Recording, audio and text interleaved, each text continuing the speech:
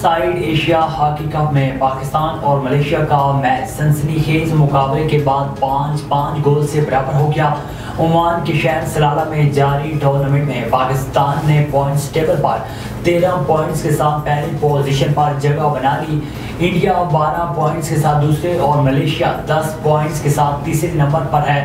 پاکستان کی جانب سے کپتان رانا عبدالوحید اشرف نے 3، عبدالرحمان اور مرتضی یعقوب نے 1 گول سکور کیا۔ قبل ازیں گرین شارکس نے ایونٹ میں اپنے چوتھے میچ میں میزبان ٹیم عمان کو 4 کے مقابلے میں 9 گول سے شکست دی تھی۔ اس سے قبل پاکستانی ٹیم بھارت، بنگلہ دیش اور جاپان کے خلاف بھی کامیابی حاصل کر چکی ہے۔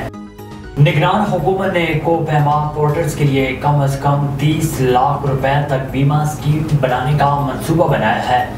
وزیر مملکت برائے سیاحت وسیع شاہ کی زیر صدارت کوپیماؤں اور پورٹرز سے متعلق خصوصی اجلاس اسلام آباد میں ہوا۔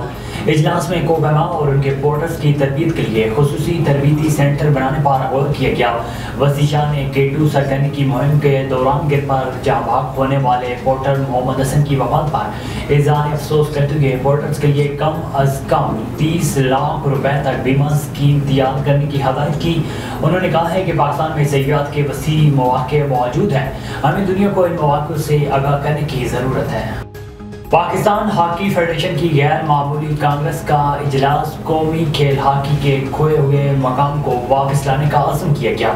پاکستان ہاکی فیڈریشن کی غیر معمولی کانگریس نے اجلاس کے دوران سابق صدر بریگیڈیئر ریٹائرڈ خالد سجاد کھوکھر پر عدم اعتماد کا اظہار کرتے ہوئے اجلاس دوبارہ 7 ستمبر کو طلب کر لیا۔ اجلاس میں فیڈریشن کے معطل سیکرٹری جنرل کے خلاف تحریک عدم اعتماد بھی پیش کی جائے گی۔ فیڈریشن کی کانگریس اجلاس میں اولمپئن اختر رسول، شہباز، سینئر رانا مجاہد، قمر ابراہیم، خواجہ جنید سمیت 55 سے زائد ممبران نے پورے پاکستان سے شرکت کی۔